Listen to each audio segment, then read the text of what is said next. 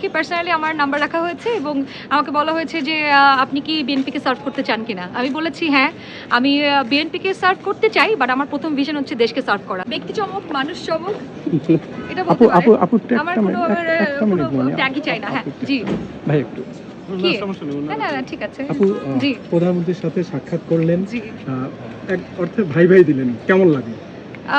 ভালো, খুবই ভালো। It's a different experience for me. আমার এক্সপ্লোরার, নতুন নতুন জীবন, নতুন নতুন এক্সপিরিয়েন্স চাই এবং জীবনকে মিনিংফুলি কন্ট্রিবিউট করতে চাই অনেক মানুষের জন্য, আমার দেশের জন্য। সো এটা আমার জন্য একটা গুড প্ল্যাটফর্ম। আপু ভাইবার শেষে মানুষ বোঝে আর যে যাই দেয় কিছুটা হলো আন্দাজ করে। আন্দাজ যেটু করলাম যে আমার কি পার্সোনালি আমার নাম্বার রাখা হয়েছে এবং আমাকে বলা হয়েছে যে আপনি কি বিএনপিকে সার্ভ করতে চান কিনা। আমি বলেছি হ্যাঁ, আমি বিএনপিকে সার্ভ করতে চাই, বাট আমার প্রথম ভিশন হচ্ছে দেশকে সার্ভ করা। সো বিএনপি যদি আমাকে সেই সুযোগ দেয়, এই প্ল্যাটফর্মটা দেয়, তাহলে তো আমি কৃতজ্ঞ থাকবো। Thank you. আপু একটু জাস্ট আপনি কোন আসন থেকে? একটু কুষ্টিয়া। কুষ্টিয়া জি। কি করতে চান কুষ্টিয়ার মানুষের জন্য?